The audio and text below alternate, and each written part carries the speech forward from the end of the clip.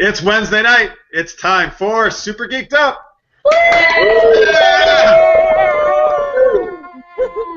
Thank you for watching, guys. We have a very exciting show tonight. My name's Jeff. I am with Nicole and Tanya, my co-hosts, and the gang from Seattle Web Fest. We're going to do our second annual Geek Bowl tonight, which is our geeky take on the Super Bowl. Before we get to that, though, we like to kick things off with the Geek Tweet of the Week. Tanya, what is that question? That question is, what is your favorite dystopian world? So Hunger Games or The Matrix. Favorite dystopian world? Nicole. Oh, yeah, The Matrix, definitely. And then if I had to pick a second, it'd be Edge of Tomorrow. Those two. Oh, nice. Nice. Excellent choices. Both amazing films. Yes, definitely. So, Jev? So I had a bunch of different ones too, but I think I'm going to settle on Blade Runner. Ooh. Oh. Which is, I almost didn't exactly, I'm not sure if I was going to count it, but then it was on a list I saw online, so I said, sure, why not? Yeah. Of course we count that. Yeah, all right. Actually, I'm surprised that no one tweeted that in, to be honest. Yeah. Well, I'm just smarter than everybody tweeting. So, Oh. now I'm going to get the hate on Twitter. Kind of deserved. Yeah, no, it is. Just kidding. But speaking of that, please do tweet in, folks, if you're watching live. At Super Geeked Up, hashtag SGU. We want to hear your answers.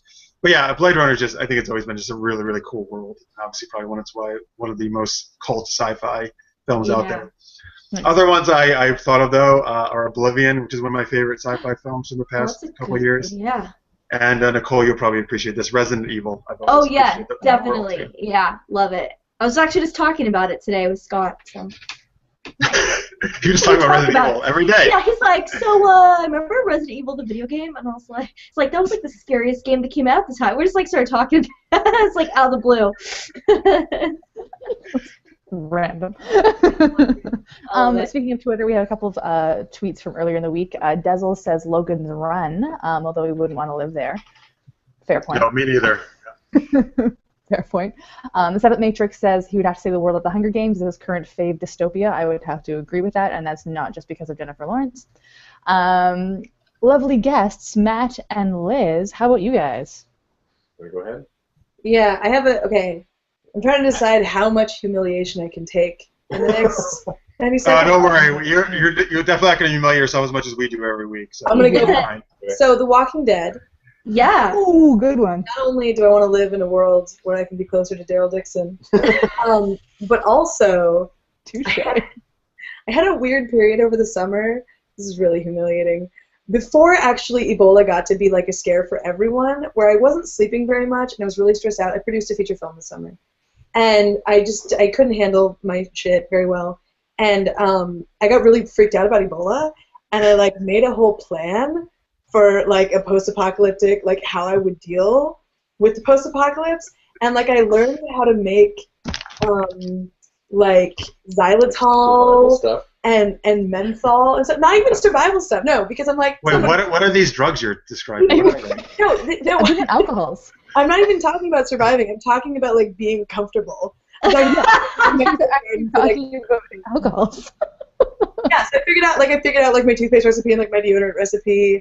And like some first aid stuff and like how to grow certain herbs. I figured out how to make arrowroot powder because you can cornstarch and a lot of things. I did all this stuff because I was like just scared all the time of just shit.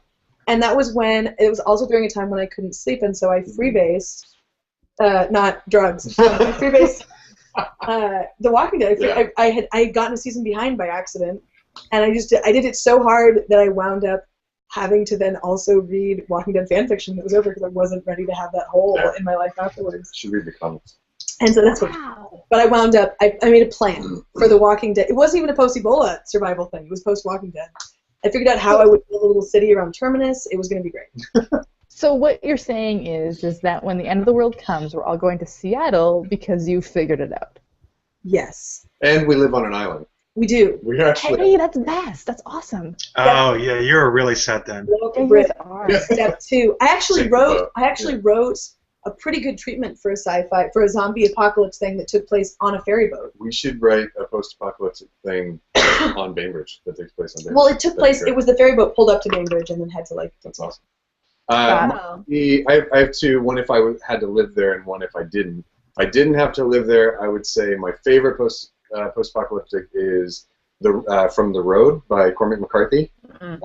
Absolutely love that. Like, you never know what happened. If I had to live there, I would say From the Giver, after everybody gets their memories back. After?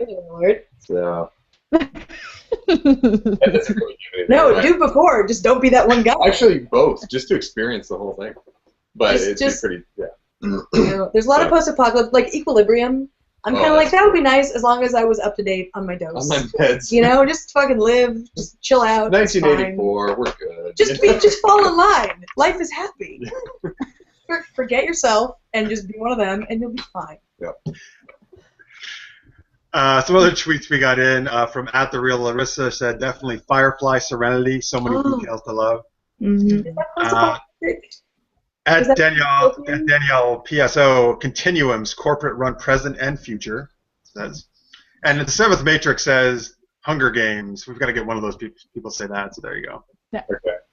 Yeah. We also have a couple of one video game vote from Facebook from Matthew Carberry. He says Fallout. Oh yeah. Yeah. I've actually played that. I have played that.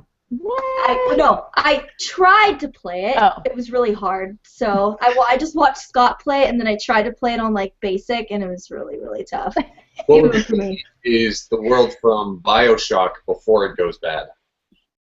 Like, I want like that underwater world. See what that would look like. I've only played BioShock. Yeah, I haven't finished it. But anyway. Our buddy at Timekeeper Show also says, got to go with 1984, which was mentioned earlier.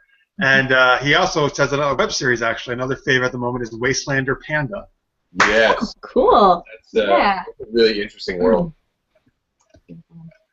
1984 reminds me of Brave New World. Have you guys ever read that? Yes. I like that. It was a long time ago. The big drug was called Soma. And actually, there really was an antidepressant called Soma years later. And they later found out they didn't know that going into it, and so they just accidentally named. And now there's a clothing store called Soma, and so every time I see that, I just think of Aldous Huxley. So. I don't know, that guy who's marketing Soylent now is getting away with it. He's making a ton of money making a thing called Soylent, and he's just like, I promise, there's no people in it, and that's good enough branding, I guess. Wow. Let's share one last tweet here, and that is from Charles Churchio. One word: apes. Oh. Okay. No, that's cool. Good choice. Good choice. And of course, we all know. Yeah, I get that. Understand.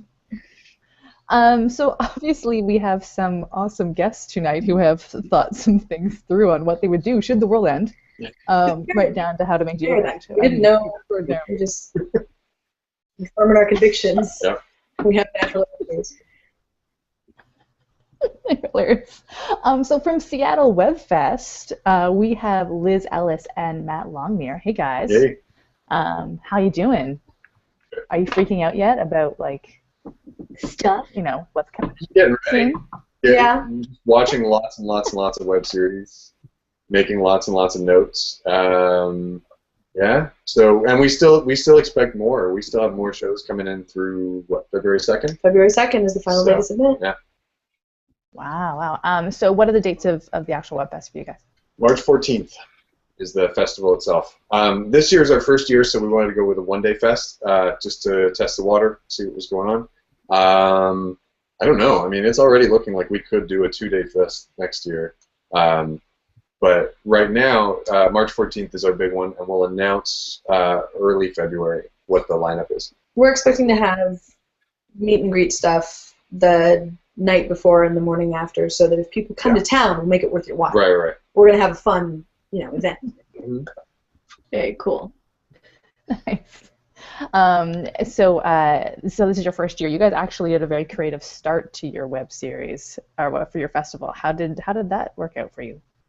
Doing it via the Kickstarter? Yeah, we did it through Kickstarter. We kind of knew that there was a huge community of creative people there, so we knew it would be an easy way to get the word out. And also, really, it was just sort of a different way to bring in submissions and let us keep our costs down for submission fees. By spreading the submission cost and the original costs, we didn't have to charge as much for submission fees, which was really nice. It's also a classic case of what Kickstarter's best for, which is we know we can do this thing, but only if we raise, only if we raise so much money, and how can we guarantee, because if we had only gotten, 30 submissions, we wouldn't have been able to do the festival, but we would have then taken these people's money and felt bad. But so this way we were able to say, is there interest here? And oh yes, there is. And now we've really, pulled everything together. It was a great platform to get our message out as well.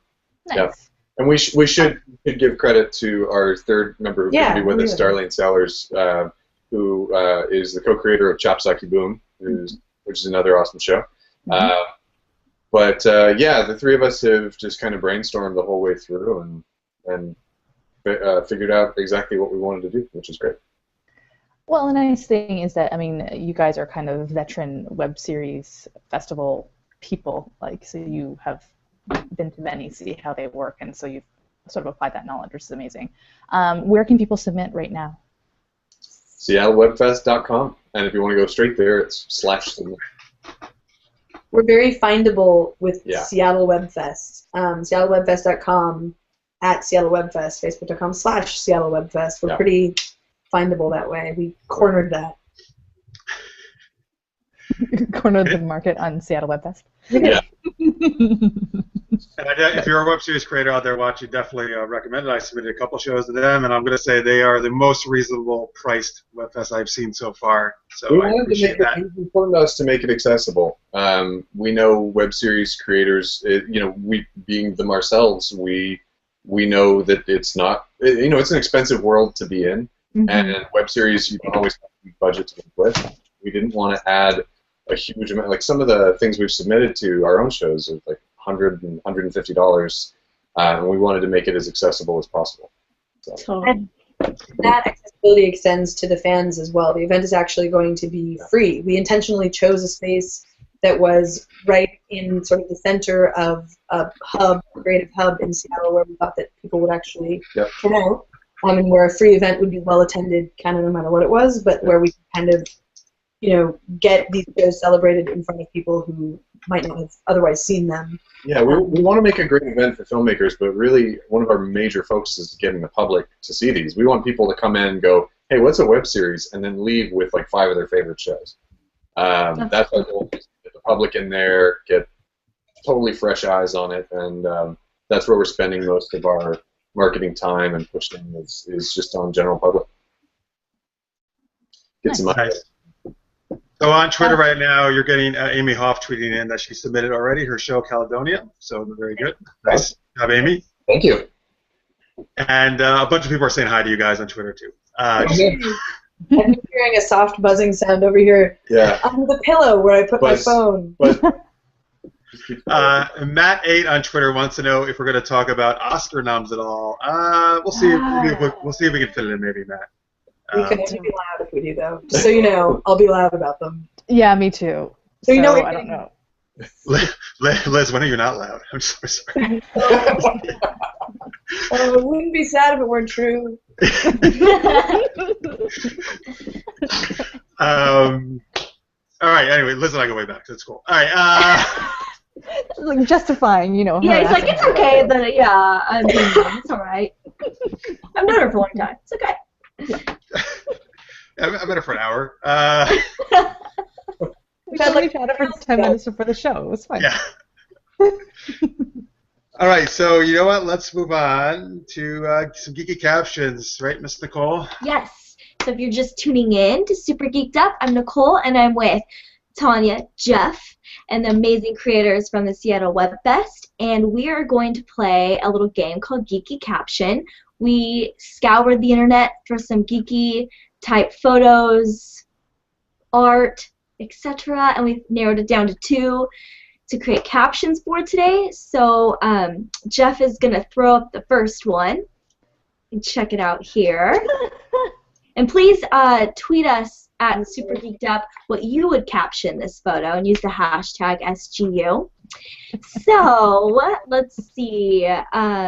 Liz, do you want to go first? First of all, I would like to start by congratulating you on your excellent image finding skills. I think our lives are all enriched and better having come into contact with this image. Aww. I'm trying to make a pun on like the corny something about. Oh, I just noticed Nine Cat's in there. Yeah, I just down in the background. In a strange amount of focus for how pixelated the rest of the background has gone. Yeah. Exactly. Field happening. When I saw this, it was using really pixels small. I'm genuinely like impressed with the way they have used pixel size to demonstrate depth of field. Like there's actual real art happening here, and I want everyone to appreciate that. This is the most in-depth analysis we've ever had. Yeah, in-depth analysis. I don't fuck around. I was thinking like Kitty's last stand, but like Kitty's last acid trip, like the day the cat ate the. I mean, I don't. Well, I have mine. The day the cat ate the mushrooms, like. Mine's pretty straightforward. It's taste the rainbow, bitches.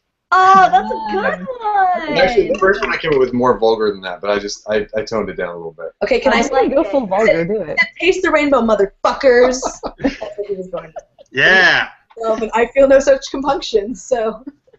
It's kind of almost like a pun, like play on Die Hard kind of thing. Yeah. Yeah, I like it. And I the love unicorn's a Cylon. Or you could say like, "How do you like me, meow?" Oh. I just ruined our whole friendship. Did I get 3 or 4 groans just now? That's fantastic. That's like. Tanya, what about you? What would you caption this?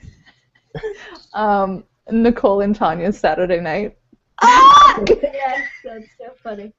I love it. That's funny. So which one are you? Are you the cat with the gun? I think I'm the cat. Yeah. I think. Oh, she's totally the one with the gun, yeah. and the bandana is kind of cool. I just noticed that too. You're like, like you could probably do some cool martial arts and stuff too. That's what I think. I can see myself doing like little feline cat flips. Yes. With that gun. Oh my gosh. What? Can I add one thing? You could something about like double Rambo. Thought. Taste the Rambo. Taste the Rambo. Oh yes. Double Rambo all the way, or like double Rambo all the way to death. It's not a fully formed thought. I'm just spitballing. Okay. I did. This is what I was thinking. I was trying to think of like a pun, like, and I couldn't think of it. So it's like, "We shall kill you with kindness." Meow. Ha ha ha ha. That's what I came up with. Because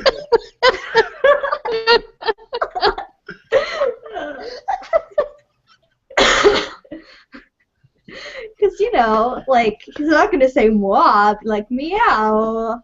I feel like the only creature that could take on Chuck Norris is a fair fight. I think that's true.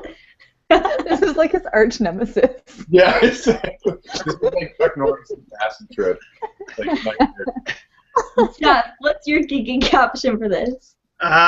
So as usual, I was thinking very similarly to Tanya. Apparently, my caption is basically just that. This is what Nicole dreams about every night. Because she's always talking about unicorns at every show. Yeah.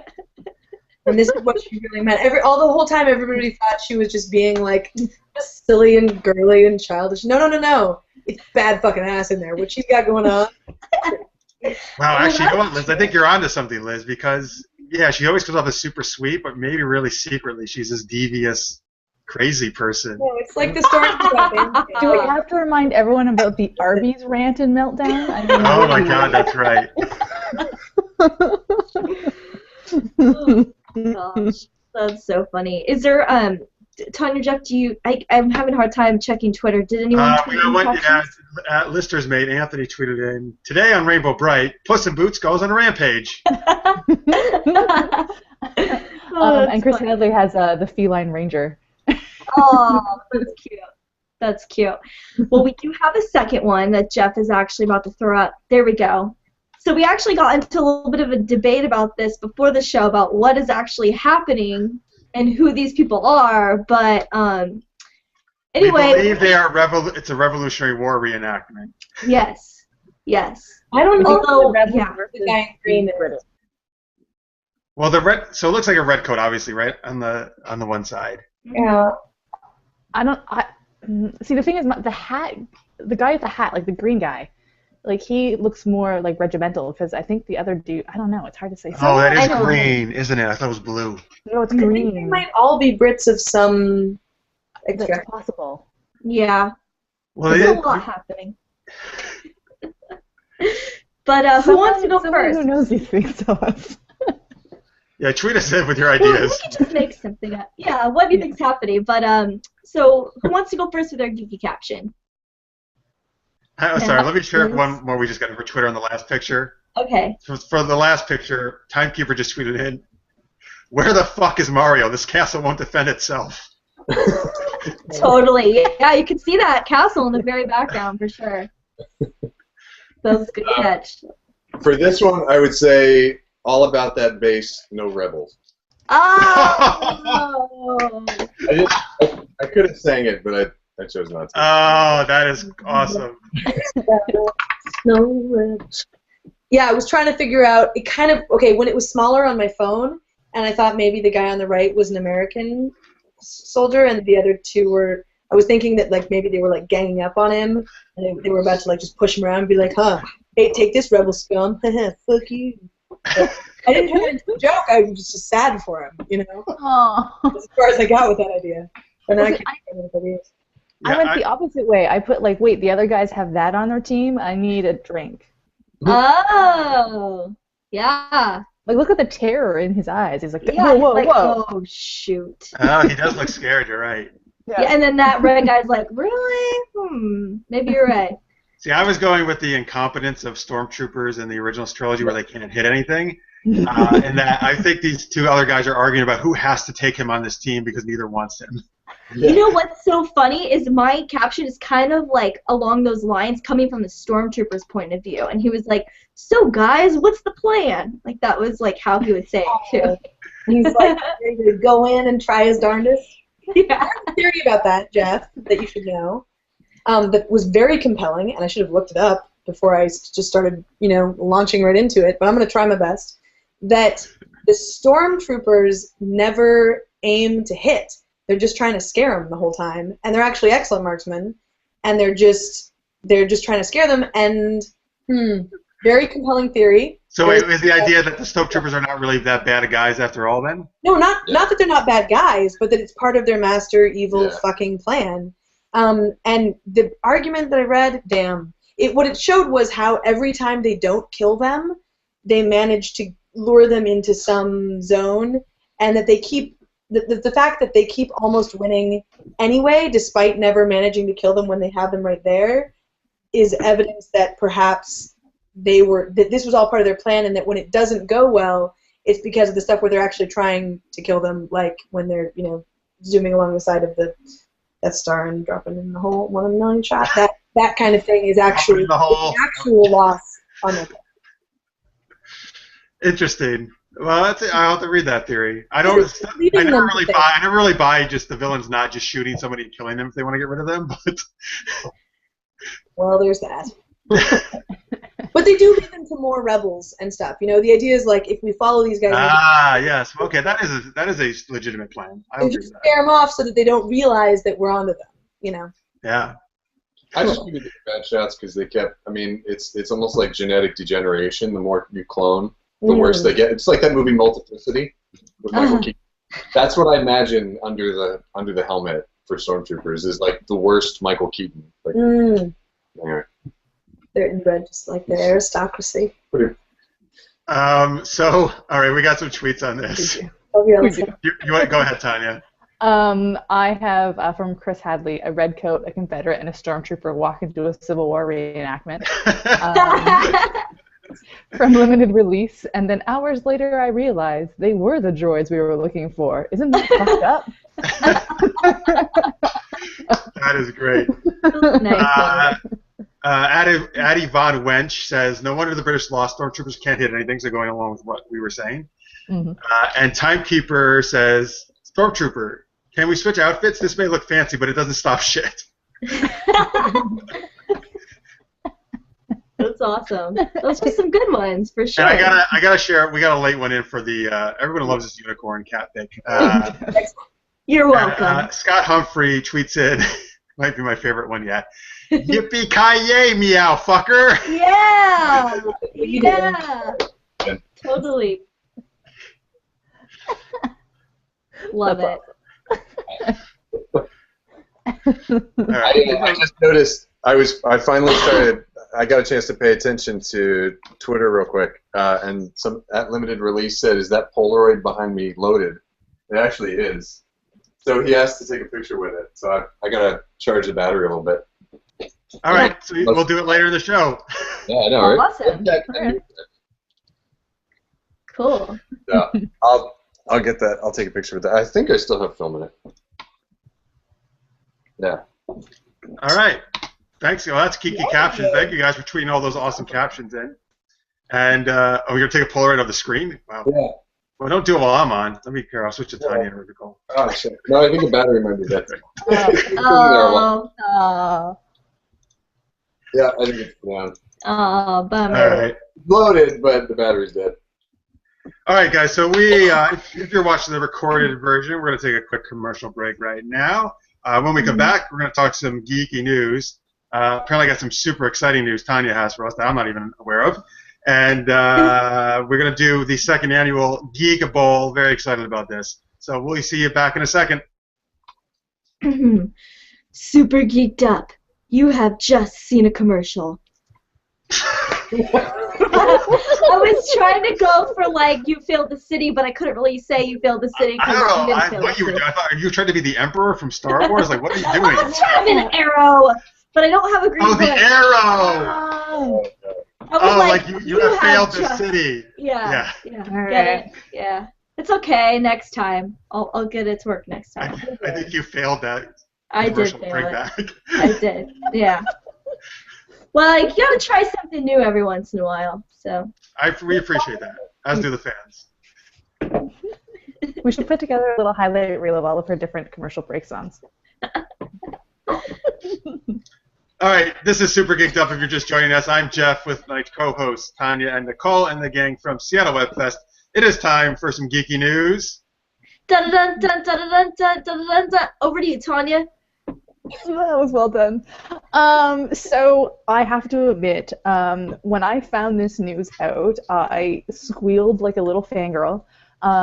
So at the Critics Association convention this past week, they were talking to the executives at Fox, and they mentioned that they've been exploring some of their library titles and what they can do with them, and the topic of the X-Files came up. And they said they have been talking with David Duchovny and Gillian Anderson and Chris Carter, and they are all very open to the idea of doing an X-Files reboot limited series. Booyah! Wow. So excited. With them coming back in their original roles, all that fun stuff. Yep. You gotta So get excited. too. That would be just important. Yeah, they're just when I read it, that's awesome.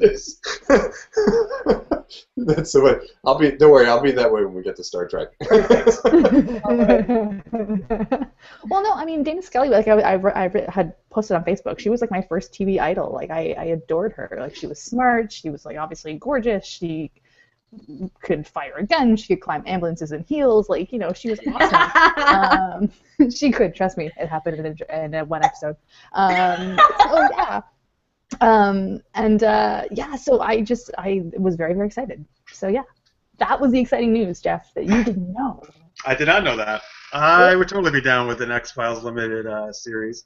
Interesting that actually Fox did that last year with one of my other favorite shows, which is 24. So maybe this is a trend they're going to start doing. Well, that's what they associated as to why they're thinking about doing that, is because they saw that the reboot of 24 went really well. Oh, it's not really a reboot, I guess. But it worked really well. And another thing that happened too is Gillian Anderson recently went on Chris Hardwick's podcast at Nerdist and did a whole interview there. And Chris was really adamant about saying hey, if this happened, would you be willing to do it? and he started a huge kind of social network campaign to convince Fox to look at, and there was like X-Files 2015. So she was totally into the idea, but she's very busy, and so is David. So we have no idea what happened, but I'm thinking like a mini series, like a 12-episode thing. Not like they used to do like 25 episodes a season, and they're like an hour long. It was crazy. That's a crazy amount of work.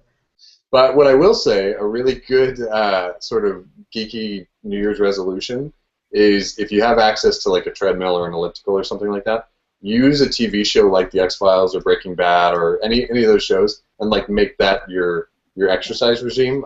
I first of the year I started X-Files from all the way from the beginning again.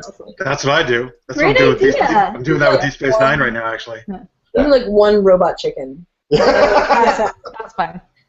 My husband actually uses Buffy quite often. Great place to watch. Buffy, nice. Oh, I'll bet. Yeah, it's a really good place. That's awesome. So, Well, I don't know if you guys have heard of the show The Fall. It's on Netflix, but it stars Gillian Anderson, and that's actually a pretty cool show I just started watching. So if you're missing Gillian Anderson, you could check her out there too. And P.S. the woman doesn't age. Have you seen her No, recently? she doesn't. She looks amazing. I got my picture taken with her at Comic-Con 2 years ago, and this is really nerdy. I had like walking up, I was like all nervous, and I walk up and I'm like, wow, you look the same as you did, like 10, 15 years ago. But yeah, that was like my teenage crush. Has anybody else noticed? Who didn't? Actually, it might just be that Netflix is just recommending this one thing to me because it has decided that it understands me better than I understand myself, which is totally accurate.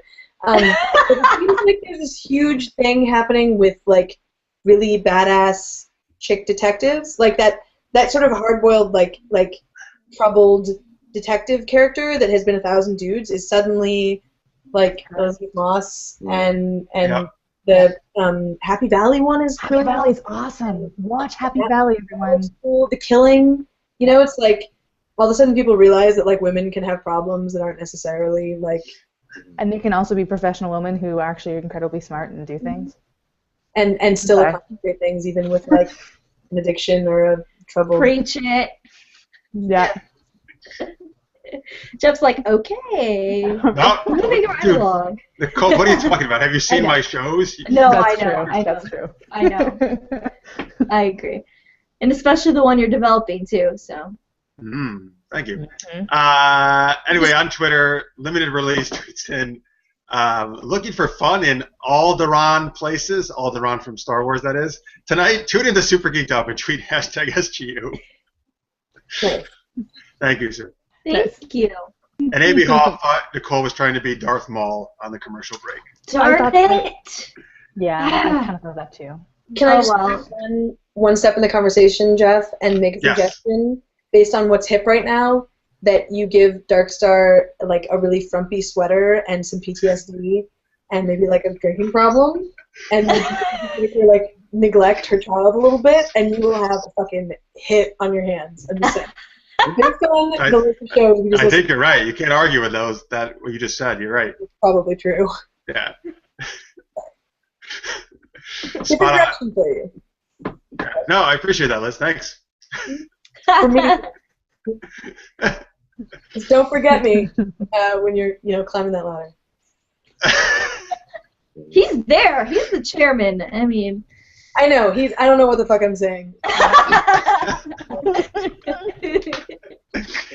All right, so no really good way to segue out of this, so we'll just switch to the next topic. Hey, what if we were going to talk about really cool TV shows that were made in Canada?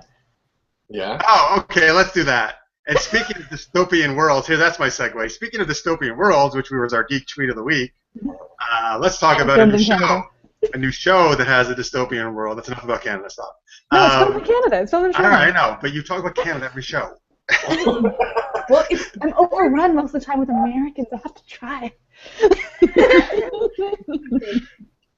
All right, so this past week, Sci-Fi debuted 12 Monkeys, the series, based, of course, on the film. And I just watched it a couple days ago. Actually, a bunch of us, well, at least all of us watched at least part of it. I think Nicole and I are the ones who watched the whole thing. But that's okay. Yeah. So, and on Twitter, please, if you saw the show, tweet us in what your thoughts were. Just don't tell me the endings. I do want to see the last 10 minutes. Oh, All right, Tanya. don't tell the Just ending. don't tell me the ending. That's all I gotta say. Damn it. So, I actually really love this show. I will say this is the best sci-fi series on Sci-Fi Network is what I mean by that in a long time, I think. I've actually Sci-Fi has been talking a lot about this. Like if you go back to last spring, interviews they've been doing, and even up until now, where they're trying to say they lost their way, and they're trying to get back to their hard science fiction roots, and they kind of lost a lot of opportunities they felt, and they've alienated fans. So I really appreciate that they're trying to get back to that, because I'll be honest with you, I felt a big disconnect in the last bunch of years with Sci-Fi. There's not really any shows I've been able to watch, which sucks because I remember when Sci-Fi started, and I was like, finally, this is awesome, a network for me. Like all the shows I want to watch. So it's exciting that there's actually a show I like really dig a lot, at least based on the pilot. The two leads I love. I think they are awesome. I said to Tiny Nicole off the air I wanted to marry the female lead. She's already married, I found out, so that plan is shot to hell, but that's all right. She's awesome. I've seen her in other stuff too. I can't recall where I've seen her, but she's Have you fantastic. seen Center Stage? I have not seen Center Loved Stage. that movie. She's a ballerina, Jeff. Oh, all right. Well, it's cool. Just put that out there. There's something. It's not that she's very beautiful, of course, but that's not it. There's something about her. There's some kind of appeal that she has. Jeff, I think you should go back in time to before she was married and then kidnap her. That's wow, just like 12 Monkeys. Great idea, Liz.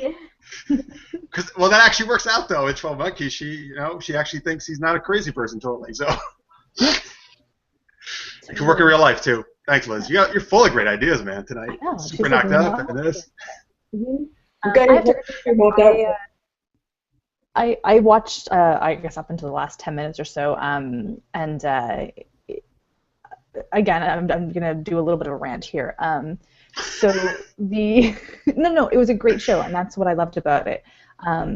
The Canadian industry is very different than the American industry in terms of we don't always have awesome things happening here. So it's actually very, very nice to see a really great show that is produced here. It's cast in Toronto. Obviously, the leads are American, but a lot of the supporting characters are people from our industry here. So it's very nice to see a very well done show that is Canadian in all but the people who give the money. So yeah, I will give that, and that's very nice to see. My next thought is there's a line in the movie or in the film TV show whatever where he says she bought me a cheeseburger. My first thought is that was the new I carried a watermelon from Dirty Dancing. Dude, that was the one line I laughed out loud at. Me too. It was hysterical. I was like, well delivered. Yeah, literally. The answer, by the way, the question was, how did you two meet? And that was his answer. She bought me a cheeseburger. Or I carried a watermelon. What you just said about Canada and sci-fi is actually also true in the Seattle area, because we have Z Nation out in Spokane, and basically, I said I was working on a movie this summer, and we had to kind of structure our schedule a little bit around Z Nation's shoots because so many of our actors were going out there, and like everybody I know has auditioned for that show, and it's at least, and a lot of them have been cast. And watching it, even if I don't realize like, oh, this is so and so's episode, I'll just be in the background like, oh hey, it's that guy. Oh hey, her. Oh, she auditioned for that other thing, which has been really gratifying. And I think it's kind of valuable to, I'm not entirely sure how yet, but to web series folks to have TV that's being produced in a more kind of indie accessible way. Mm-hmm. I think that I feel more kinship with these new sci-fi shows than I do with the stuff on mainstream TV. Like, I feel like they're closer to us than we are to that. And that's exciting. And a lot of them are doing it too. Amazon Studios has Man in the High Castle, which was a lot of it was filmed up here, I think. So it's changing a lot up here. But you're right. There's a big difference between quantity, quality, and how all that plays out. And that decentralization is crucial Awesome. for getting fostering communities outside of that one little sort of already sort of peed on piece of real estate. And to sort of draw from that, I mean, Vancouver in Canada is obviously a hotbed for TV shows. Like, there's so many things that are filmed up there, and often Vancouver is very TV centric in terms of really popular TV shows, and then Toronto has various movies and things. So it's nice to start seeing that spreading out and sort of it's sort of going other places as opposed to just all one thing, because everyone's seen Vancouver a billion times. But the other thing about Vancouver is I'm not sure about all of the crew positions, but a lot of the creative positions and the acting stuff, it's just as hard, the writing and the acting and that stuff, it's just as hard to break into that from Vancouver as it is anywhere else on the continent. Like, they fly people up from LA, like, almost exclusively. And so, this is fun for me to see this happening.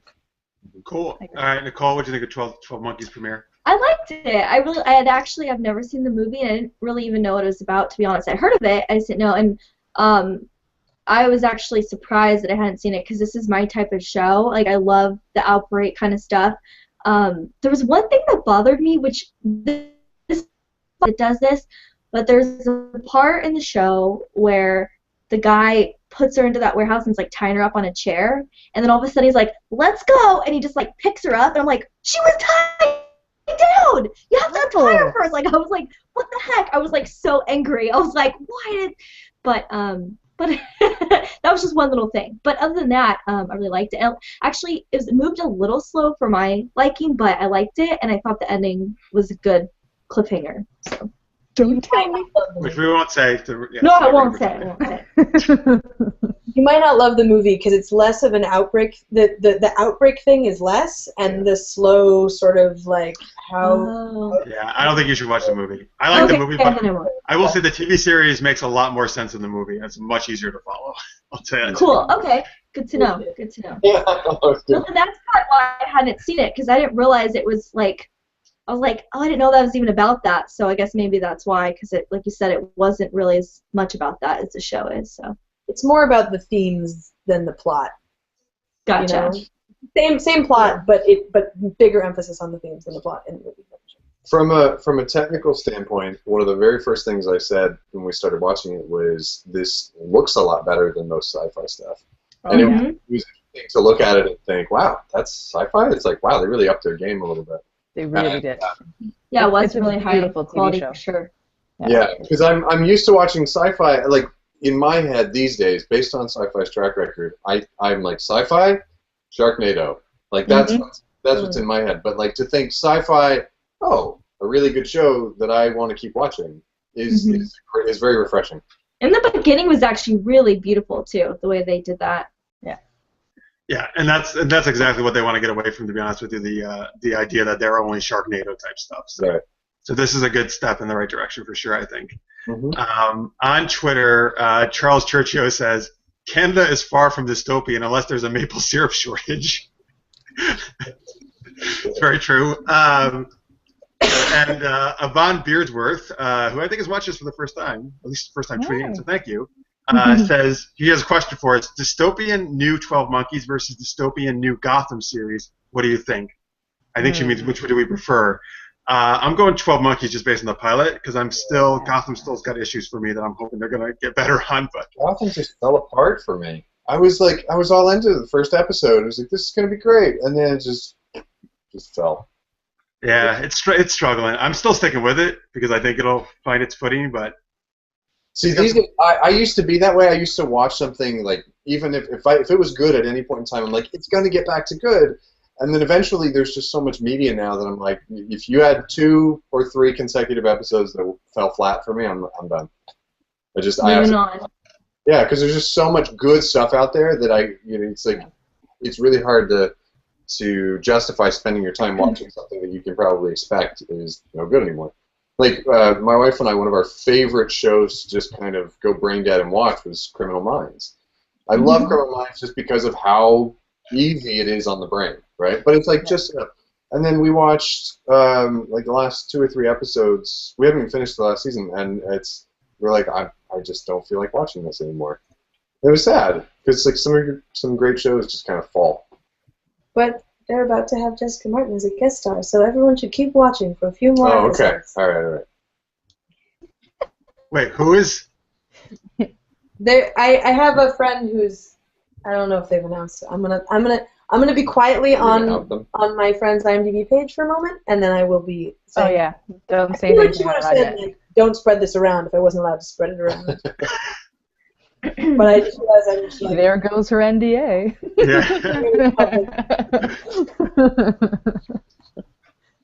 Nice. All right. So cool. All right. So I guess that wraps up our 12 Monkeys. If you haven't seen it, folks, I think the consensus here is I think most of us enjoyed it. I loved it, so definitely I would recommend checking it out.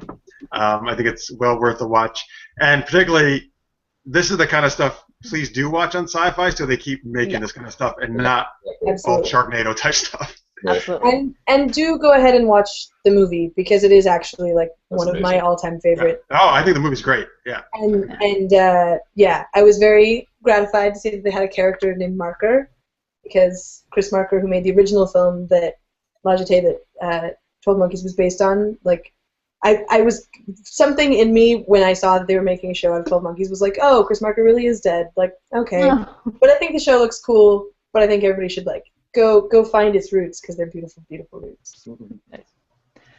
I'm just going to respond to a non-related tweet here from Amy Hoff. As far as I know, Amy, we do not have a stockpile of maple syrup in Canada should there be a worldwide shortage. I don't believe that at all. I believe you totally, guys. There is a stockpile. It's just evenly spread across every home. Yeah, it's in every pantry. That's what the hole in your wall is for right now, Tanya. In your apartment. It's for my bootlegged maple syrup. Yeah, that's all. I cannot confirm nor deny the existence of said stockpile. Perfect. Addie Von Wench on Twitter says, Matt, are you dissing the great and powerful Sharknado? How dare you, sir? Actually, no. I loved Sharknado. I did. I'm one of those Don't people. Give in. No. I loved it for what it was. For what it was. I'm serious though. Like, if I were to compare it to something else, like 12 Monkeys, the movie, or some other, as a work, as like a work of art, it's just in a totally different comparison world. No. But I loved it for what it was. It was like an intentional. It was almost like a big homage to B horror movies, and I loved it. Liz can't even speak. I'm very upset. It's funny because we usually agree on most things, and then Sharknado is going to be what dismantles. Yeah, you're going to see us. At some point, I'm just going to be in another room on a laptop. Like, I couldn't handle it anymore. I get it. No, there's a fucking they're in a house up to their chests in shark water, and then they go downstairs to get outside, and the ground is wet. Oh, I know. It's terrible. I will totally admit that it is terrible, but that's why I liked it. Yeah. Because I had fun picking out all those little moments. And I think it's one of those movies where if you watch it, especially in a group of people, where you just like laugh hysterically over like, did he really just reach in there and just like pull stuff? Like really? I don't accept that. Well, if it's any consolation, I have not watched the second one. That consoles me a little. Tanya's watched it enough for both of you, apparently. There you go. Great. No. You're letting down the team right now, Tanya. I'm sorry. It was a work event. We had fun. It was awesome. As long as you like altered your state, then we're fine. Yeah, Sharknado should be a drinking game. It should. Oh, totally should. I can neither confirm nor deny my coworkers during. Perfect. I was working during the State of the Union. I couldn't do my usual State of the Union thing. Oh, yes. Well, Amy Hoff just tweeted in an article that says, this is the title of the article, why does Canada have a strategic maple syrup reserve? So maybe she got to the bottom of it. It must be true if it's on the internet. Yeah, exactly. Just it's in preparation for the great hockey riot of 2018. It's oh my god! Don't joke about that happened in that's gonna make a dystopian future right there. Yeah. I know. Exactly. Did you not see what happened in Vancouver? Canada without hockey. That is a dystopian future. It is. I'd be happy, dude. I'd be happy. I am the worst Canadian. I am Oh my God! You just lost all your Canadian supporters. Oh, they know I'm I work near where the Maple Leafs play. I'm like, oh. We need to know what the hockey team is. Oh no, sorry, you know. I don't know hockey. People talk about hockey. I just assume they're lying because nobody knows. Who knows? Who watches hockey? I don't. There was a thing though where a molasses truck spilled. Yeah. And like a bunch of people died, and it was like a great tragedy. Yeah. In like New York, and I'm got it with mirth, and I'm sorry because people died. But like that, maybe it's a weapon. Maybe the reserve is along the border, and they're just ready to tip it over at us if we get rowdy. All I gotta say is that the Keystone Pipeline may not be for oil, everyone. Whoa. Oh, nice. I genuinely get behind the pipeline in a way that I'm not willing to get behind tar sands. So Yvonne's tweeting a lot of nice tips to Matt and Liz here. So this one's to you, Liz. If the awesomeness of Sharknado isn't to your taste, check out Shark Attack 3. John Barrowman is glorious. I like that John Barrowman's in it. Oh, there you go. Nice. Ooh, I'm getting ire. Am I getting ire or is that sincere? I can't tell. No, she's being nice. She's being very nice. Okay. Well, then I'm going to check it out just for her. Okay, so, folks, I just tweeted this out if you're watching live. Once again, since we have all this time on our hands, apparently, we like to take these goofy quizzes that people send us on Facebook or Twitter. And we've done Harry Potter ones in the past. Tonight's is, what Star Trek captain are you? Which is very, I love this quiz because I love Star Trek. So we all took it.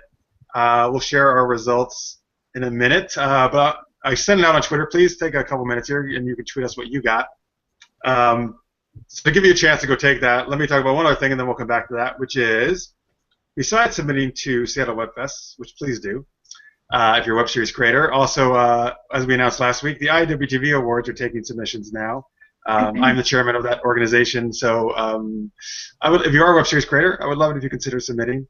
Also, Jonathan Robbins, who's running our award show, wanted me to mention, for our fans, if you have a show that you really love, maybe and you would love to see them be nominated or something, please mention it to that show you love and let them know about the awards because we're trying to spread the word. Also, let them know about Seattle Web Fest while you're there and doing that too because it's super cheap to submit to them. Yeah.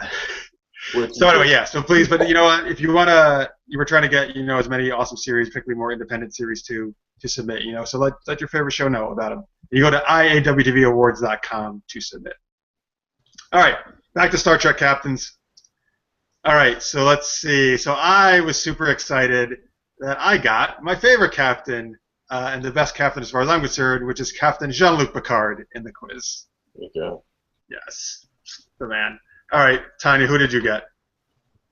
If I said tea Earl Grey hot, would that help? Yeah, so you got Picard too. I did. Nice. I was like, yes. Okay, so Nicole, what about you? I got Captain Catherine Janeway. Nice. Nice of them. From Voyager, all right. Liz? I got my captain. I'm glad we got our own captains. I think that's great. But I am one James Tiberius Kirk. I knew it. I knew when you said you got the one you wanted, that's who it was going to be. That's my captain. Well, I'm showing my colors here and not really knowing much about it. I got Jonathan Archer. Oh.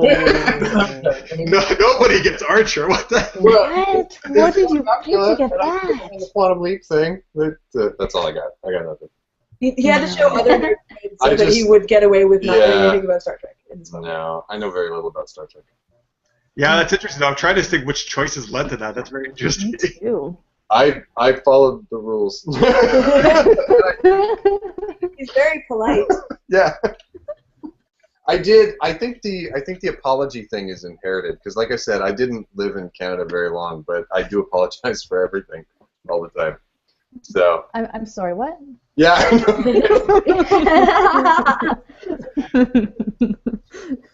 On Twitter, at Hunter's Realm says he got Kirk as well. So there you go. Let's follow Kirk. Nice. I'm actually kind of sad though that nobody got my favorite show of the Star Trek, which is Deep Space Nine. Nobody got Cisco. Oh well. Yeah, I wonder who had to pick to get that one. Maybe believing you're the emissary? I don't know. Yes. You know, I always wonder when they're doing those quizzes because they pick like certain things you can tell, like the T is obviously Picard. But then other ones, I always wonder, like, okay, which choice is which captain? Like, I'm always curious, like, you know, which is which. I don't know. I chose coffee, which I thought I was going to get Janeway from that. Yeah, but it's a combination of like 10 questions. Water, so that's what the drink I chose. The only question I factored in because I also said tea. Well, there are quizzes going around where it's really just one question. Yeah. Should have made it the drink question. It's clearly the most important. It gets the core, the captainry. Cool. All right. There you go, guys. All right, again, that's not on Twitter, so feel free to keep taking that quiz. You can tweet us in your answers. All right. We will take one last commercial break if you're watching the recorded version, and then we have very exciting second annual Geek Bowl right after this. We'll be back in a second. Welcome back from commercial break.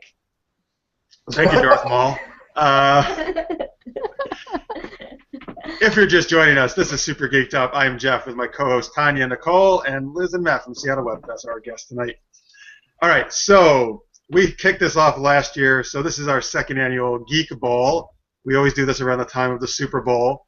So you might have heard of that. That's a big event that happens every year. It's a tiny little thing, really. It's not.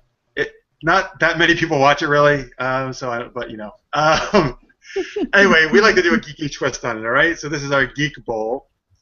Last year what we did is we had 2 teams, and we each chose 5 superheroes or villains to be on the teams.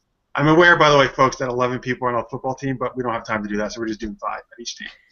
And they have power, so you don't need all 11. But since we did superheroes last year, we're not going to allow any superheroes this year. This year we're going to do sci-fi and fantasy characters, okay? So any sci-fi fantasy characters from like books, TV shows, movies are allowed. We are going to split the 2 teams, and then we're each going to get to draft 5 characters. We're going to go back and forth, all right? And then you guys, this is important. If you're watching, please help us out. You guys are going to choose which team would have won this game, all right? And as we choose, we can make some arguments like why we chose this character, why they would be good, and help our team win. All right, so here we go. So the teams for the second annual Geek Bowl are going to be, one team will be me, Nicole, and Liz, and the other will be Matt and Tanya. Okay. All right. Canadians over here. You're not going to win shit. Wait, a football game? This is going to upset for you. Right, they don't even know what football is. I don't know. I have some pretty awesome selections, which Tanya's very confident about her choices. I'm very confident. But you know that it's actually not like football soccer, it's like American football.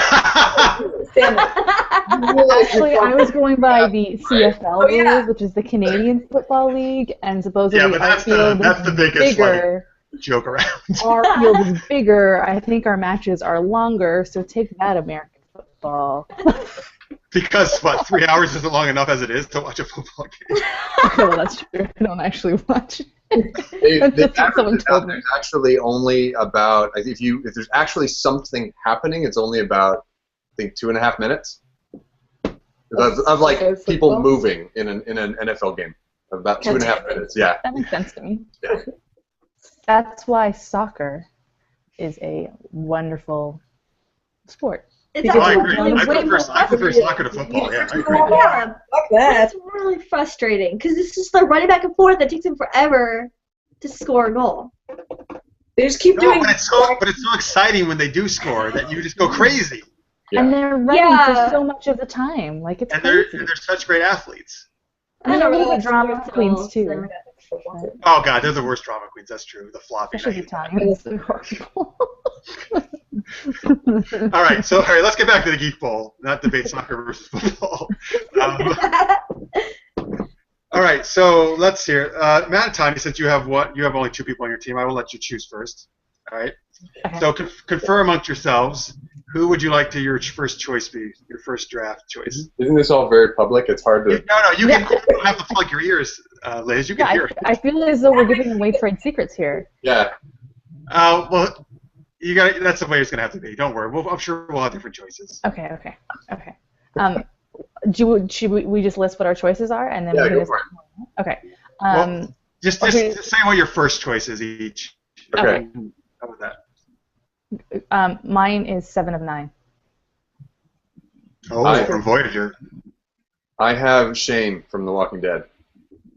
Yeah. I was thinking like football player, like physicality. Yeah. More interesting. So 7 of 9 is much stronger than him. Yeah. So go with that then. You want 7 of 9? Jeff, Okay. you're not supposed to be Yes. helping them out. Thanks, Well, I Jeff. feel bad though. I feel bad for Canadians. Take Carl. That was the overall. We'll take Carl. We'll take Coral. He's so easy and cheerful. I mean, you should have Jar Jar Binks. That's who you should. All right, so 7 of 9. all right, so you guys, I'm keeping track. You guys got 7 and 9. Mhm. I call this Team Canada.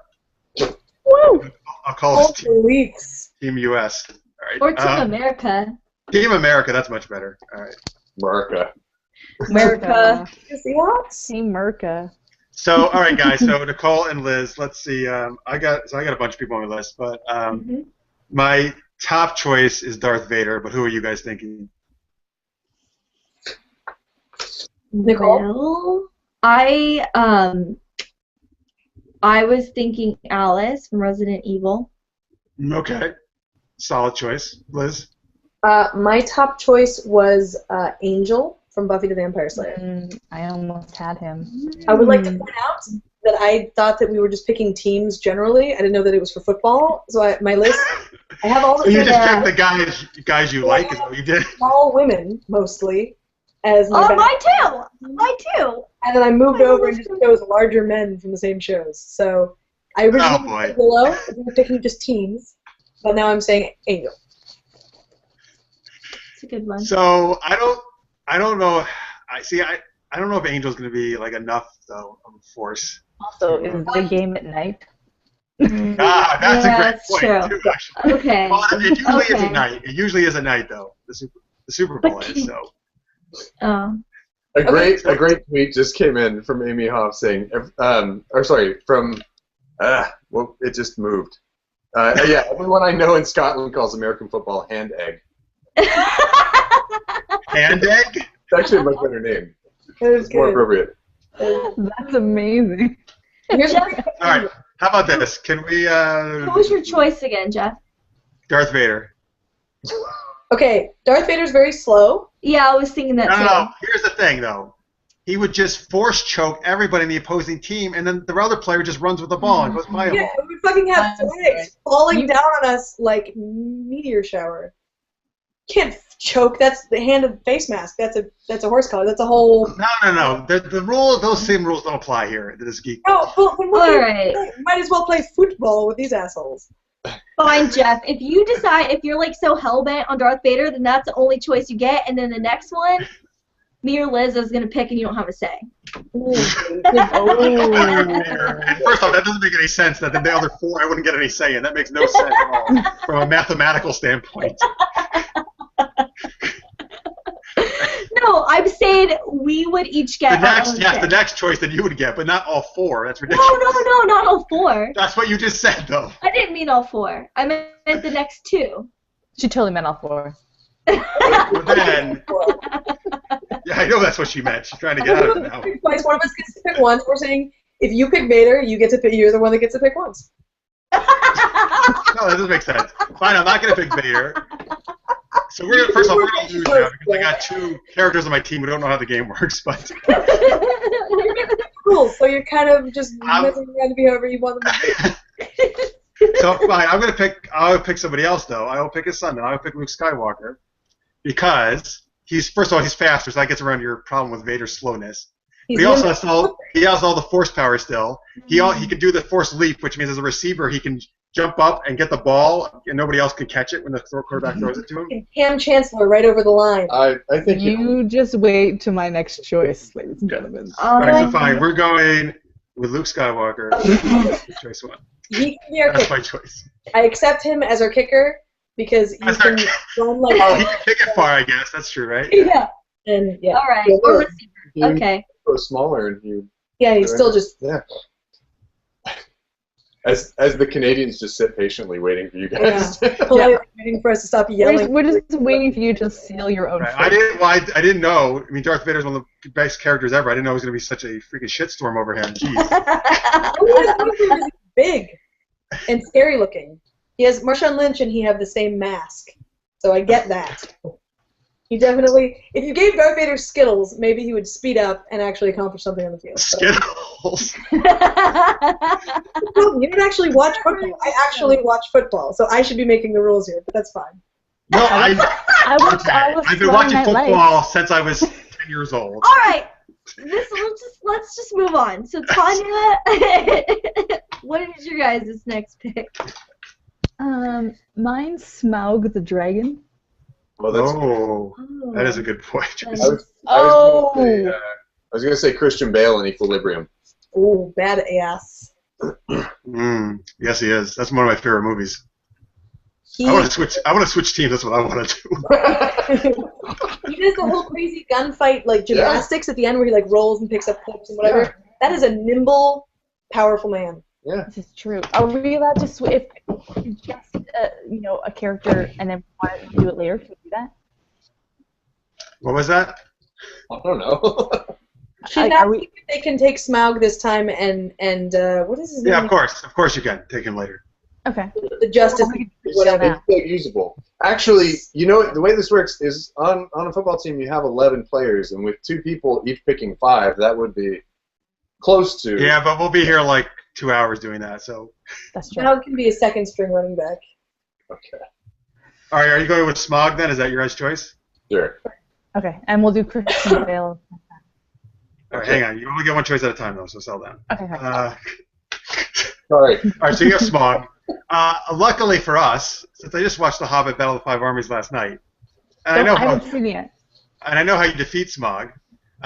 Luke, as we know, as Liz pointed out, one good thing she said is he's very good at getting things into small slots. I know that sounded horrible the way I just said it, but Look at Benedict Cumberbatch has a very small slot. That's what I hear. So I think Luke was a great choice for defeating Smaug. So there, I'll just say that. Anyway, but Nicole and Liz, make your decision here on the next choice. Oh, I was gonna say Tom Cruise's character from Edge of Tomorrow because he has that whole like suit, and then if something's not going as planned, we just shoot him in the head, and then it starts over. The game I starts love how we over. shoot our own players in the head. Because if we do it, then the whole thing resets. So then we're gonna eventually just win. That's what I'm saying. That's true. We can figure out a better way each time, is what you're saying. Yeah, that's exactly what I'm saying. Instead of timeouts, just have J.J. Watt tackle him so he fucking dies, and then it's like better than a timeout. I feel like you're inadvertently creating a sort of like tabletop card game here. Yeah, this is a good one actually. This will take you far. I'd be down with that. It's a great tabletop card game. All right, so wait, are we going with the Oatmeal just raised $2 million in 24 hours doing theirs, so. Yeah. All right, so we got Tom Cruise's character, who none of us, I think, remember the name of, but from Edge of Tomorrow. All right, very good. Are you guys going with Christian Bale from Equilibrium now? We're not, no debate? Okay, fine. No, you'll get the next choice. Oh, okay. I have to pick that. Yeah, Matt, do you want to go Christian Bale? Your call, whatever you like. I'm cool with that. Okay. All right, so you got a Gromington cleric on your team now. That's good. Equilibrium. All right, Liz. Okay. What person would you like? Man, I have a really long list. Okay, I'm gonna go with Alex DeLarge from A Clockwork Orange because so far we have good guys. I think we need a fucking kneecapper. I think we need somebody who's just evil, and he's very what's the word? He's very swimming. What are you doing? What? Is he swimming? What are you doing? He's like no. He's what do you call it when you can? Easily? I don't know. He's like charades, I'm not sure. When people take a swing at him, he ducks and then hits them. Oh, okay. He's nimble, agile. He's agile. Thank you. That was the word I was looking for. Thanks for all your help, Matt. Sorry. No, he's super agile and super ruthless, and he's always like looking several steps ahead, and he likes a little bit of the old ultra violence. I think we need somebody who can just break people. We've got. All right. Well, we have a great team. We got a really asshole villain. We got people. We're going to shoot people in the head. Some of our team. So this is good. It's looking good for us. Remember on Twitter, you can make your own suggestions. You're going to decide the winner here after this. Amy Hoff tweets in, I think I enjoy hanging out with Liz. Well, knowing both of you, I agree. I think you guys would hit it off quite splendidly. Nice. Well, Amy, I'm around anytime. Maybe you could help her with her vocab, too. Yeah. God damn it. All right, so Matt and Tanya, you got your fourth choice. 2 choices left. Use them wisely. My next choice is Gandalf. I was going to go with Chewbacca. He's tall. Wow. Well, I mean, I imagined him as the center, like, protecting the quarterback. But I guess the quarterback, Gandalf could be the quarterback. He's the only person who could see over Chewbacca. And I also thought, because he also could be almost like a coach figure too, right? Like sort of guiding them towards, proper. And then if it doesn't go right, he just like does stuff with his wand and or staff and makes it better. I was actually gonna I was gonna peg the 10th Doctor as the coach. Oh. Okay, then let's go for Chewbacca because he's tall. Okay.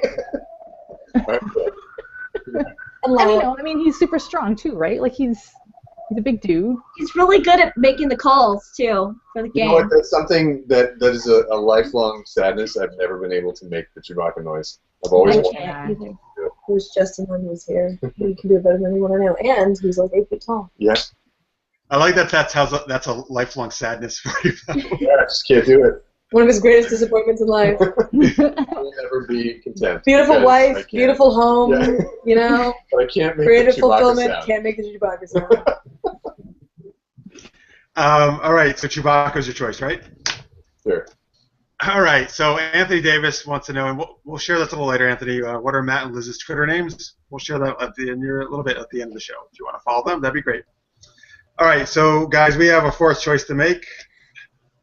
I was thinking Ginny Weasley because she's like a superstar Quidditch player, so she could be on her broom and just like someone's throwing the ball and just zoom, catch, take it to the finish line.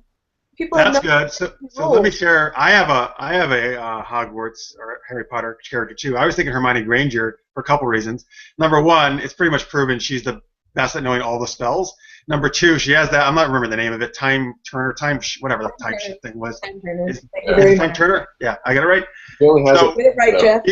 She can obviously then, after we hike the ball, she can then jump ahead in time and be in the end zone where the ball's going to already be.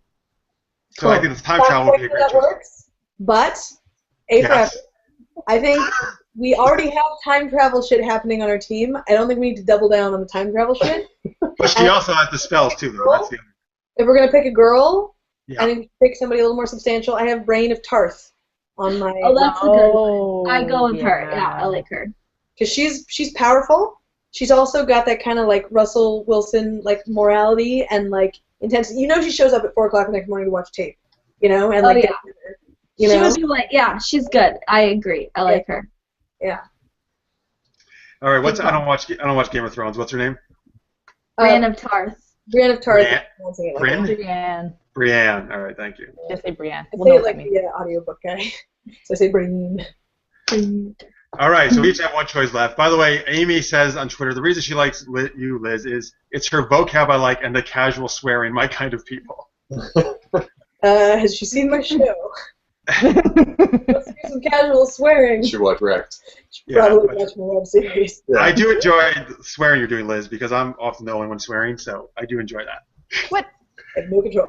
Kind of used, yeah. Well, you do. That's true. You do. But I Liz is totally taking it don't, to a new actually. level on this show, I think. That's true. I didn't notice that I had sworn on this show. Oh, many times, actually. Oh, yes. You Yeah. have. There's nothing wrong with that. But it's all good. We appreciate it. You even swore in our Kickstarter video. Oops. No, it's okay. I censored it out. It was great. Okay, good. Yvonne Wench on Twitter says, being English, I'm fuzzy on the rules of foot, hand, American ball. Can I pick Bane? He's at home in a football stadiums. That's a nice. I like that because of The Dark Knight Rises. He was in a football stadium. But you said no super anything. I know, but she could pick it. She's a fan on Twitter. Sure. And also too, I always said if there was any name that could change American football, change the name of it so that you don't have to, so that football can be soccer and then you have something else. It would be, I hate to say this, it would be like America Ball or something like that, like something that Eagle Ball. That Americans can get behind. That would be the only thing that would change it. Other than that, Eagle Ball. Star Ball. I like Avant's Foot Hand American Ball. I think that's a good name for it. Eagle Ball would give Philadelphia an impact. All right, so one last choice for each. Tanya and Matt, what is your last and final choice for your team member? I was going to go for the obvious choice that I'm surprised no one's picked yet, but I was Buffy. Mm. Okay. Matt, what do you think? Nimble. This was when I was going to use the 10th Doctor. Oh, right. But yeah, go for it. No, but they're both yeah. Buffy's gonna be better. She's a bit of a strategist too. Yeah, she she'd can. be better on the field. Yeah, and but she can help organize everybody too. That was her job at the end, right? So.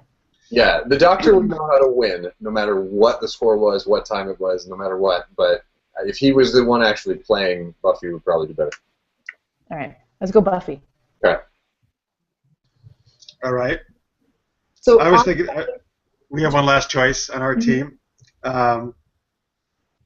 So I know I still think Ginny or Hermione are solid choices that Nicole and I said. I also have the T-1000 Terminator on the list. Ooh. I have Neo from The Matrix. So do I. Mhm. You did too? I was also going to suggest Neo. I just want to say Well, he is the one, and he. Yeah. just so these can get shut down, just so they're out there. I want to say that the other two that I was going to argue for were going to be the TARDIS. Wait, the TARDIS itself. I don't know about that. So where she's a person, You could play the whole game in the TARDIS. dude, and then That's true. Yeah. The TARDIS I thought would be good, and then I don't need to advocate for my other ones. I like Neo. I do too. I'll go along with Neo. Yeah. I would like to say that. So by the way, I did wind up only getting one choice, so that came true. Perfect. Chris Hadley suggesting the Cantina Band play the halftime. Yes. Oh, perfect, Chris. Nice thinking. That way, so yeah, I shared most of my choices, which I think Terminator would have been great, Predator would have been great, Harry Potter too because of his invisibility cloak. I was thinking. Anyway, but all right, a lot of great choices. Anyway, here's the teams that we have. So Team Canada, Tanya and Matt, 7 and 9, Smog, Christian Bale's character from Equilibrium, Chewbacca and Buffy, versus Team America, Liz, Nicole, and I, Luke Skywalker, Tom Cruise's character from Edge of Tomorrow, Alex, I don't know what the hell his last name is, from Clockwork Orange, Brienne of Tarth, is that right? Yep. Brienne of Tarth, and Neo from The Matrix. All right, Twitter. Wow, we probably shouldn't have done this last because now we need to. Well, tweet us in fast, folks. Who would win that battle? So then we'll find out who do you think won between those two teams. As we do that, let's get some links again for Seattle Web Fest before they go. So guys, once again, just want to share. People can check you out where they can submit all that good stuff. SeattleWebFest.com. SeattleWebFest.com/submit if you're feeling very efficient. Yeah. We're at SeattleWebFest on Twitter. We are Facebook.com/SeattleWebFest on Facebook. I think that's it, yeah. And then what about your personal Twitters too? My personal Twitters? I'm not on it that much. Yeah. But it's at Matt Longmire. I'm at Elizabeth G. Ellis. We're They're very excited about that, folks, as you can see. The personal Twitters. So you guys are very excited about the personal Twitters. Can we All right, our individual shows? Yeah, we'd like to. Oh, yeah, do that for sure. My show is The River, which is it's about an underground poker game where if you lose, you die. It's you can binge watch it all the way through, all 9 episodes. It's at theriverseries.com or on Twitter at theriverseries or Facebook/theriverseries. My show is Wrecked. The best place to watch it, probably, if I'm being honest, is blip.tv/Wrecked. But it's also wreckedtheseries.com. What's it about?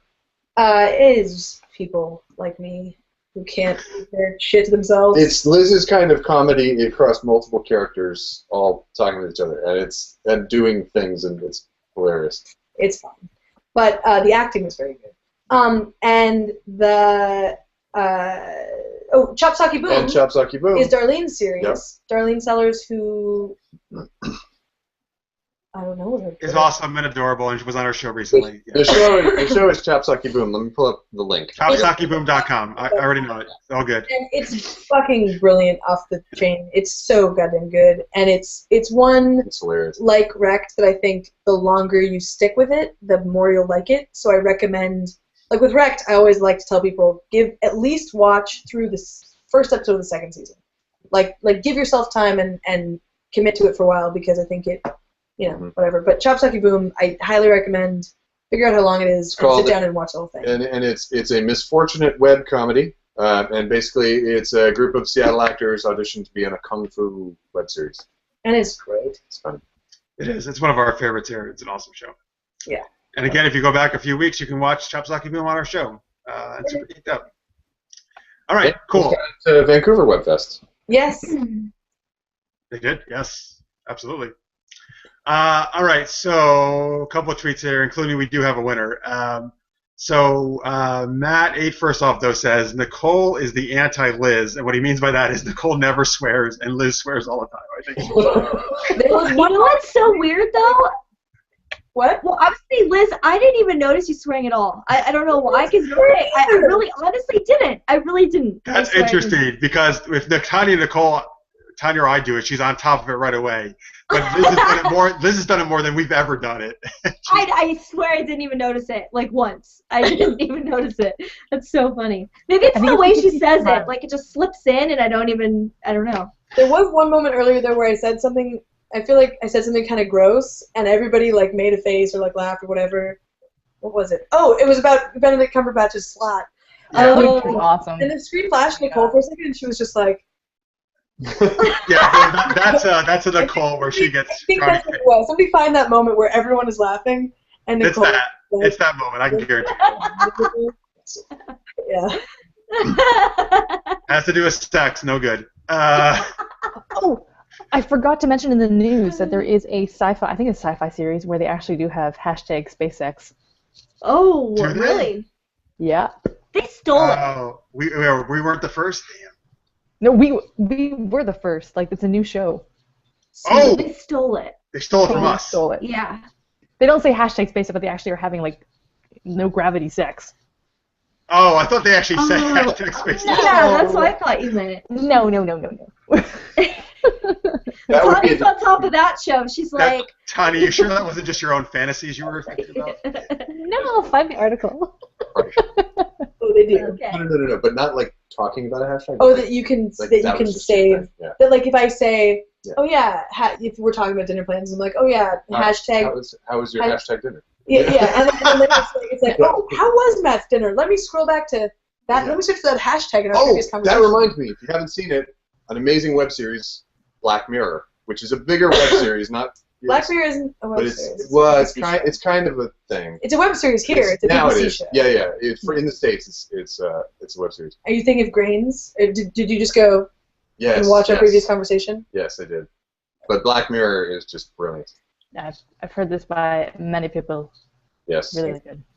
I recommend All White right. Bear, but I have to say the same thing, which is don't start watching it unless you're able to finish watching it. Oh, yeah, definitely. All right, so on Twitter, Deepu from the Panelist Detective, they're gonna be on our show soon, says Tiny doesn't like it. Team America wins because Neo, hands down. That was the only vote. Yes, No. I agree though. Neo is an awesome choice. They have Buffy. That's functionally the same. But here's Oh hell no, Dragon. hell no, it's not. Dragon. Hold on. You have to choose if it's Neo in the Matrix or Neo out of the Matrix. Ooh. Oh, Neo. No, No, he becomes the same. He's one and the same. He's the one. Yeah. He transcends it. Yes and I no. just love You how talk to me about passionate. Yeah, Nicole Nicole loves knows. the Matrix more than I think she gets. This is gonna be like an Arby's thing in a minute. I think. Yeah. She's gonna be so. But she'll swear over. Wait, let's see if we can get her to swear. No, no, no. It'll be like The Matrix is the worst movie ever made. But if you notice how much it took out of him and how much it almost killed him to do that in real life, but in The Matrix it would have been nothing. So he's not quite as powerful. Buffy. I'm No. I'm texting Peter. I'm just messing with you, by the way. I'm texting Jesse Lee Keeter, who is a web series actor from Glitch and Journey Quest, and he has his own web series called And At. It's difficult to find because it's ampersand, ampersat, like is the symbols. But I think it's the words And At on like Facebook and stuff too. You can find it. It's phenomenal. I recommend it very highly. They have a new series out called The Mayor that's in parts. You can start there if you want to. It's great. But he knows more about The Matrix than anyone else I know. So I'm phoning a friend. I'm not texting to be rude. I just want to know how powerful Neo is outside the Matrix. All right, so before we go, let's get one last tweet in here. Yvonne Wench on Twitter says, I vote Canada and America draw. Hashtag SpaceX is the clear winner. I'll get behind that. Totally behind that. I love how that hashtag... What? Oh, Tanya, we lost you, Tanya. I'm serious. I love how that hashtag is still like from my very first time co-hosting. Like it's been... Oh, good. That's the only reason you stayed around, to be honest with you. I know. Right, we had a glitch in the Matrix there for a second. We did. We did. All right, so guys, so that's gonna wrap it up for tonight. Thank you guys for the second annual Geek Bowl. Very good. I guess you guys can watch the real Super Bowl in a week and a half if you want to. No real need after this, but go ahead. I wasn't planning on it, so. Well, Liz will be because we will. I will be crying. I will probably be painted in some fashion. I will not sleep the night before. So. Why won't you sleep? Because you're so excited? Yes. Yeah, I'm very. You have no idea. So I was in a show last week. Oh, I feel so bad. The show was actually on stage. It started before the game ended. Oh, I hope that nobody who was in the show sees this. But I left, and I was like, I don't have to be on stage for like 20 minutes. So I left and went to a bar to watch the end of the game because I was like, I can't. I had the radio on. I was watching a little app. So. Hang on. Jesse Keeter, Matrix Authority, says Buffy would win in a fight outside the Matrix. What? We didn't say it was outside the Matrix, though. Well, outside the Matrix. But all the other, you have to imagine Neo would be. I don't agree with that though either. So. Can't plug into the Matrix. Except that the whole game would be taking place inside the Matrix, where there are football stadiums. Good point. Yes. All right. So there you go. All right. So guys, thank you for watching. Of course, everybody on Twitter, thank you for tweeting in live. Thank you if you're watching the recorded version. We really appreciate it. If you're listening on iTunes on the podcast version, thank you for that too. All right. We will, and of course, thank you to our guests Liz and Matt from Seattle Web Fest. Go check them out. Check out their series and the fest. And we will see you next week. We have Haphead, I believe, on next week, which is a very cool show. And so we'll be talking to that gang. Until then, so next Wednesday at 11 p.m. Eastern, 8 p.m. Pacific. We'll see you then. Until then, stay geeky, everybody. All right. See you next week.